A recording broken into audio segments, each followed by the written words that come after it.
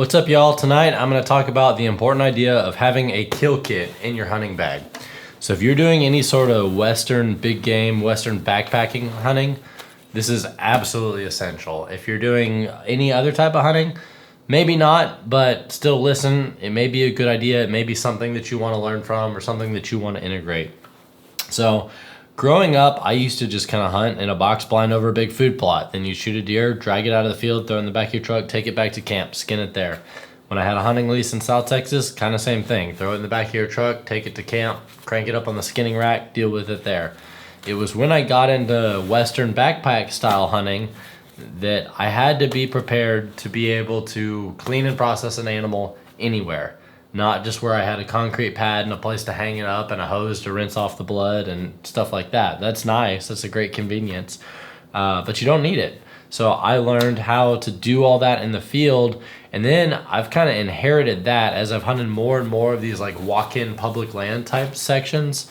You've probably seen it in some of my recent videos that I do the gutless method. I basically find once the deer drops, why haul guts and bones and hide any further? Leave that right there. Don't pack that out. Just work with it right there. Deal with the deer and hike out just what you want, just the meat. So with that, the idea of a kill kit is very important. So first off, my main knife, this bench blade that I've been using this year, really sharp blade, really enjoy it. But this does not live in the kill kit. This is actually mounted to the outside of my pack just because a good knife needs to be accessible. There are so many times outside of working on a kill that you're going to need to get to your main knife. I have it mounted on the outside of my pack, but I just wanted to pull it out just to mention that.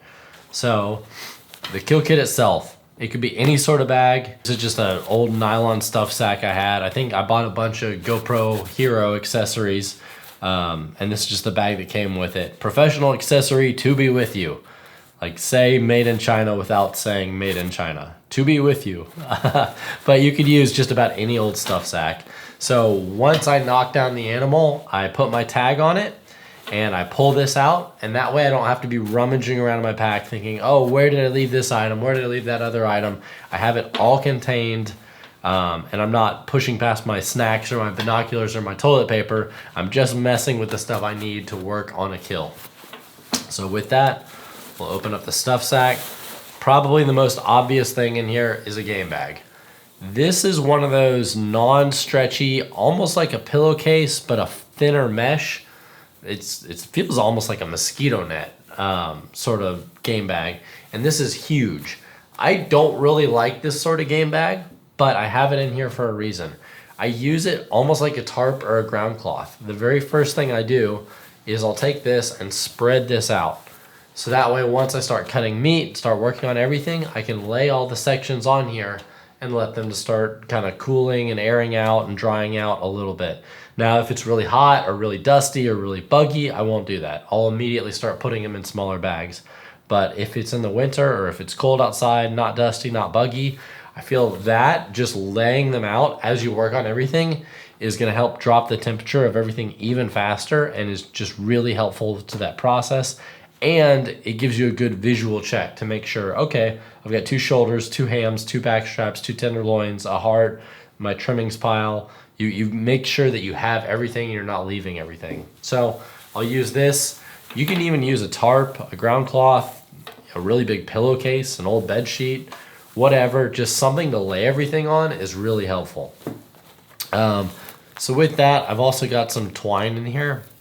This is just that cheapo poly braid twine. I think of it like when you bundle hay or sticks or need to tie your Christmas tree on top of the car. It's just that kind of crappy twine. This came with some of the game bags. If I'm actually doing a Western backpacking hunt where I'm gonna really need to hang meat in a tree, just to keep it away from bears, wolves, whatever, I'm probably not going to use this. I'm going to have paracord with me. But the paracord may go in my kill kit. It may stay in my main pack because, again, there's so many uses for paracord. But this stuff's super cheap, weighs nothing. I keep it in the kill kit as well. The other thing that's in here are some gloves. Now, I don't actually typically wear gloves when I clean a deer just because I don't gut them.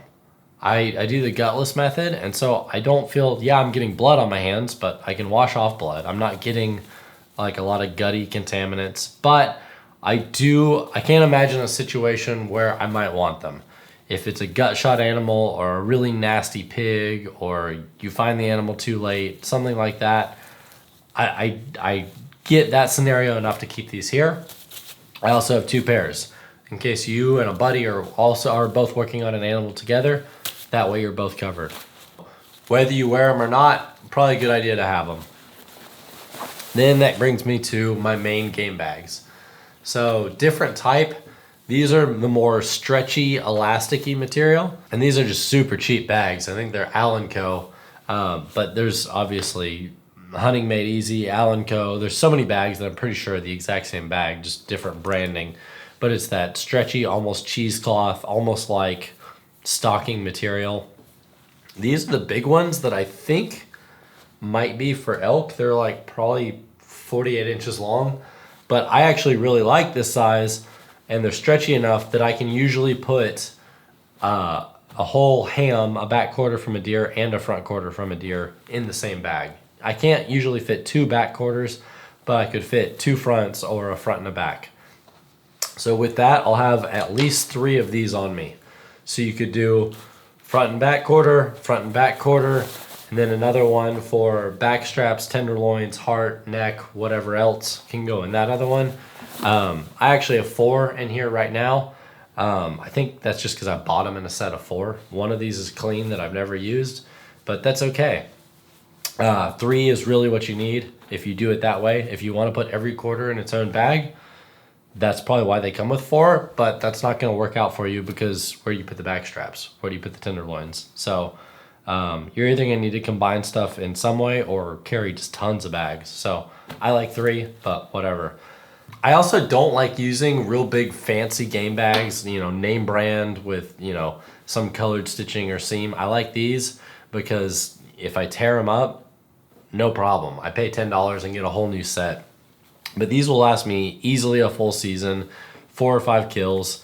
And I like that they don't have any other material other than just where the seam is stitched at the bottom. And they don't have any colors or dyes or anything. So I have no qualms about, after my hunt, just nuking them in bleach. Just hot water and bleach, get them really clean. Don't risk there being any nasty blood, bacteria, anything else. You don't want any risk of contamination on your game bags. So I get them super clean.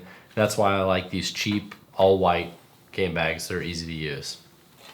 So next item in the kill kits, one that a lot of people don't think about is a pen.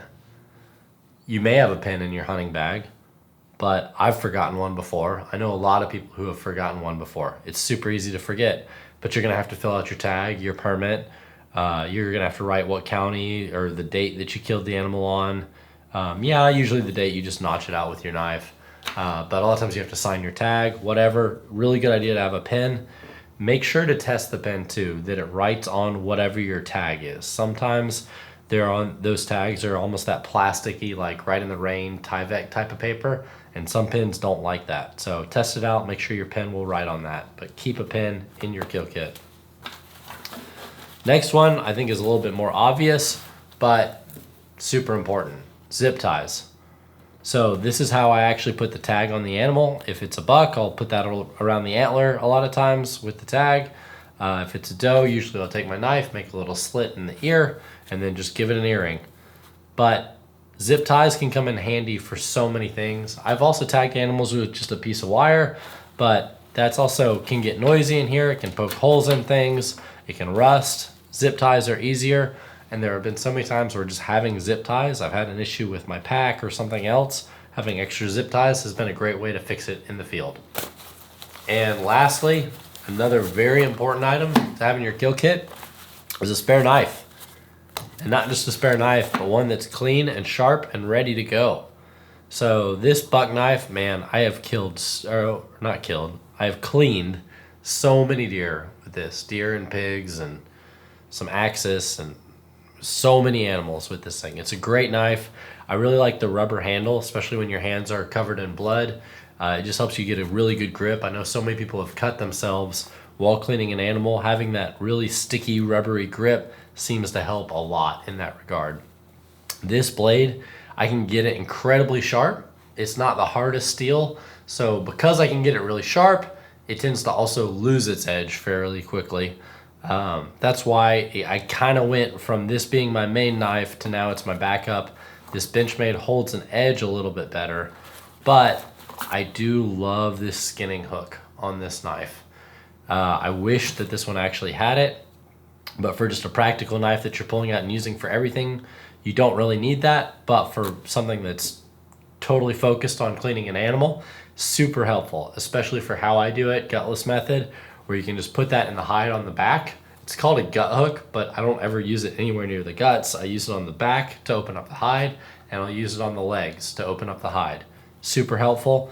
But I know some guys who will keep a sharpener in their pack. I will usually have one in my truck or have one back at hunting camp if I'm going to a permanent or semi-permanent kind of hunting camp location.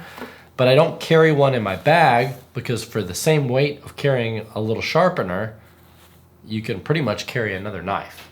So instead of stopping to sharpen my knife, especially something with a hard steel like this that's going to take a long time to sharpen, just say, okay, move on to my other knife and keep going.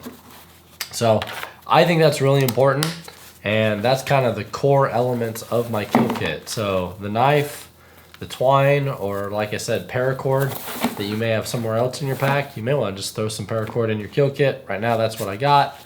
Your gloves, your zip ties, your pin, and of course, all your game bags. So whether you have been using a kill kit in the past, and this just gives you some ideas of how to fine tune it, or maybe there's something I left out that you find really important. There's nothing that I feel like I'm hurting for that I need, but if you have other ideas or suggestions, let me know down in the comments. Always interested in learning more, testing out my gear, my systems. And if you're going on some backpacking hunt, mule deer, elk, antelope, even whitetail on a western hunt, absolutely set up a kill kit like this. Or if you're going somewhere where you don't have a camp location and a cleaning station, this is a great way to just get it done right in the field. So I hope this is helpful. Hope you learned something. Until next time, stay safe, be free, and never stop seeking adventure.